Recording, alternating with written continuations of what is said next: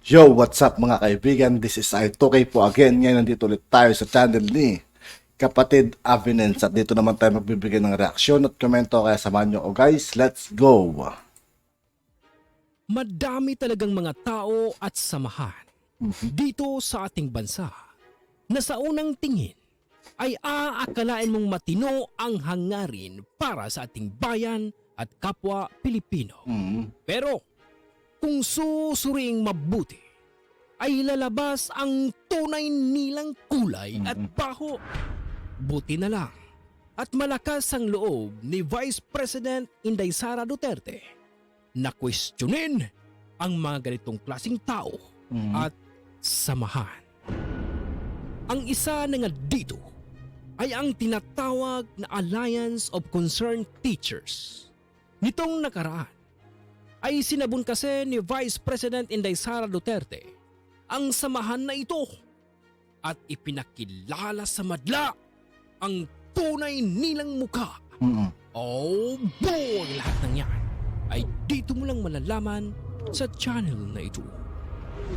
Nitong nakaraan ay ipinahayag ni Vice President at Education Secretary Sara Duterte nitong Huwebes na ang Alliance of Concerned Teachers ay tila naglalagay ng bitag para sa gobyerno na buhayin ang usapang pangkapayapaan sa mga rebeldeng komunista.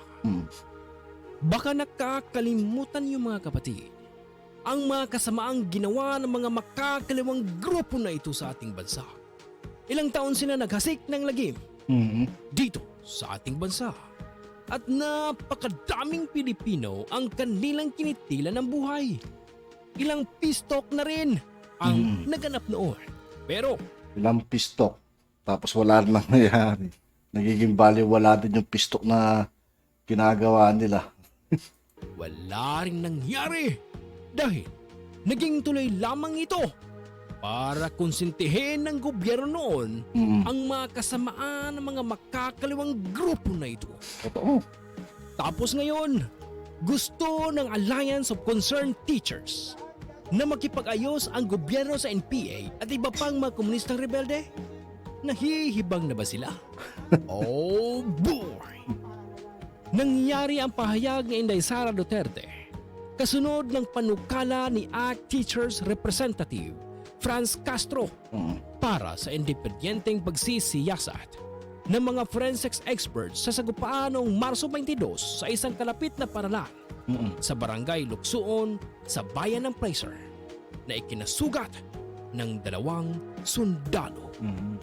Sa isang pahayag, sinabi ni Vice President Sara Duterte na ang panawagang i-verify ang mga ulat ay nagpapatunay lamang na kaduda-duda ang intensyong samahang Alliance of Concerned Teachers.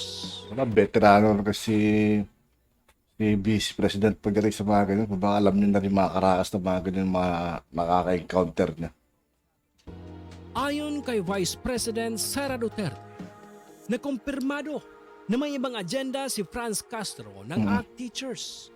Walang duda, isang peking kinatawa ng mga mag-aaral at tagapagturo at iba pang miyembro ng sektor ng edukasyon sa Kongreso sa kanyang patuloy na pagtanggi sa publiko at tahasang kondinahin ang karahasan ng New People's Army sa Masbate.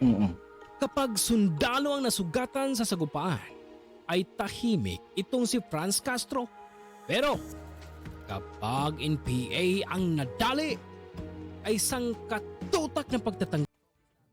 Alam na kung ano yung kulay, guys. Alam na. Ay. Bistado na. Nito sa mga iyon. Ngayon, lumalabas na ang ACT Teachers ay isang pagkukunwari. Grabe ano, ginagamit nila yung mga teacher or partner kaya ng NPA itong mga to. At siyang hindi kumakatawan sa sektor ng edukasyon sa Kongreso ay napatunayan pa ng kanyang panawagan ni Franz Castro para sa forensic experts at Commission on Human Rights na tingnan ang mga tunay na may kasalanan Mm-mm. ng pagpapaputok ng baril malapit sa mga paralan. Kumbaga, pinapalabas pa niya na unang nagpaputok ang mga tropa nating sundalo. Sinabi ni Vice President Sara Duterte na ang mga pahayag ni Castro ay naglalayong magdulot ng pagdududa sa mga opisyal na ulat sa insidente sa Masbate. Hindi nakatakataka na sasabihin ni Castro na puwersa ng gobyerno ang nasa likod ng pagsabog ng bomba noong Marso 22 sa luksuan na ikinasugat ng 2 sundalo ng gobyerno. Mm-mm. Dahil malinaw na si Castro ay isang lihim na miyembro ng mga makakaliwang grupo Mm. at ang loyalty nito ay nasa komunismo. Walang duda. Ang tinutukoy ni Vice President Sara Duterte ay ang mga ulat ng nakitang mga ebidensya ng NPA Mm-mm. sa kalapit na paaralan sa Barangay Luksuan, Bayan ng Placer. Nabanggit pa niya na sa halip na tumugon sa kanyang hamon na hayagang kondinahin ang NPA, ay mas pinili pa nito na muling buksan ang usapang peace talk sa pagitan ng gobyerno at ng NPA. Ipinahayag ni Vice President Sara Duterte at binigyang diin na hindi man lang binigyang pansin ni Castro Mm-mm. ang karahasang dinulot ng NPA sa Masbate. Dahil dito ay pinaalalahanan niya ang Administrasyong Marcos Mm-mm. na huwag mahulog sa bitag na ito ng Alliance of Concerned Teachers.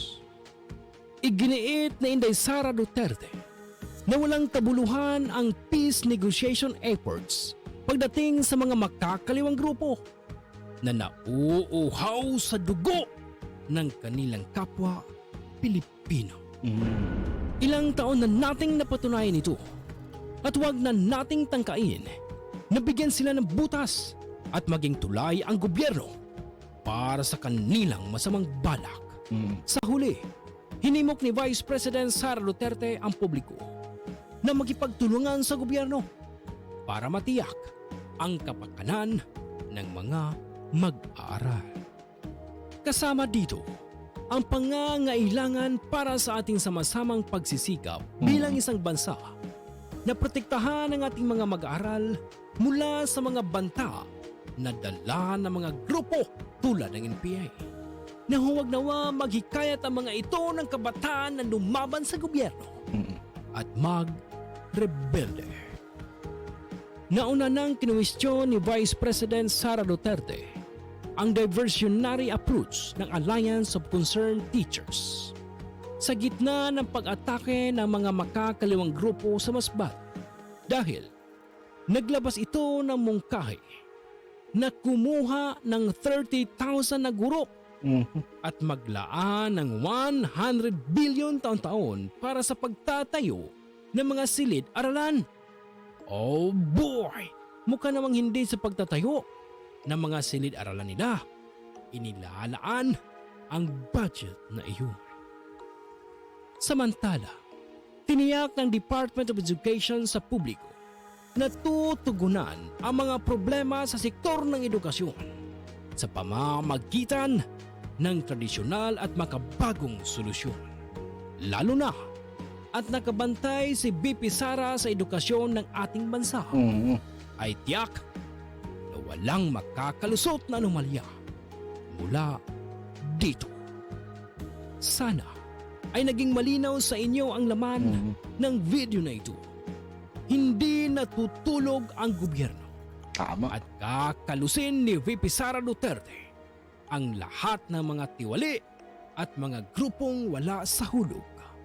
Ang lahat ng bagay ay may katapusan. Mm.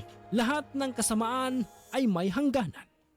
Ngayon, isang Vice President Sara Duterte ang kanilang haharapin kung hindi sila magbabago sa kanilang masamang gawi. At yun nga po mga kaibigan, dito po nagtatapos ang ating reaction video. Muli ako po si I2K ng Sundalo ng Dunggalo at 811. Maraming salamat sa patuloy na pagsuporta. Yeah, peace out.